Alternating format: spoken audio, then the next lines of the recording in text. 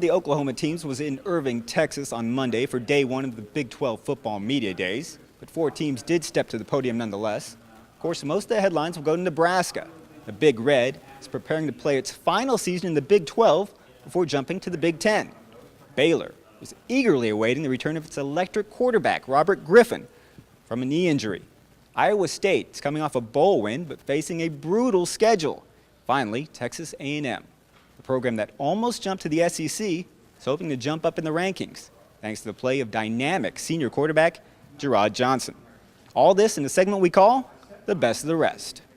The great rivalries, the great games that have gone on for a long period of time. Obviously, I wasn't around to experience all those things, but there are a lot of fans, former players, people who experienced all those things. But you know, the decision was made to kind of go into a new day and age, and you move on, you adjust, like in any other part of your life. And but you know, there is that sense, that there is that, you know, nostalgia, you know, the tradition that it'll be missed. I promise you that.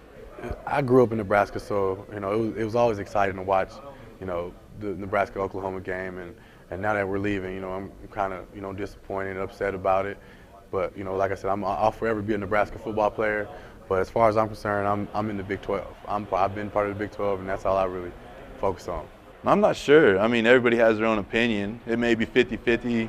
People may oppose the Big 10. People may oppose staying in the Big 12. I couldn't tell you. Like I said, it doesn't affect me either way. I'm not worried about it. But, you know, it's just everybody has their own individual opinion, and they're entitled to that. So whatever people want to say about it, they can say about it. But it's not going to make much difference in the long run anyways. You know, if you love to eat fish and all of a sudden they're saying you can't eat fish for a year, you know, it hurts. And it takes time to adjust. And what he did, how he approached it, is just what I thought. Very determined, very disciplined, very dedicated. And now he's very hungry. And so that's the part that I'm proud of. And he was allowed to finally sit on the side and look and watch and analyze.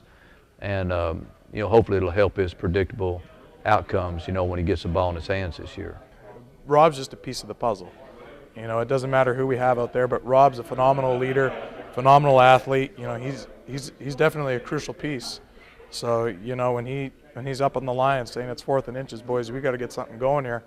You know, he's definitely the guy. They know we're a better football team. They know they're better football players. And with that in mind, the schedule doesn't scare them.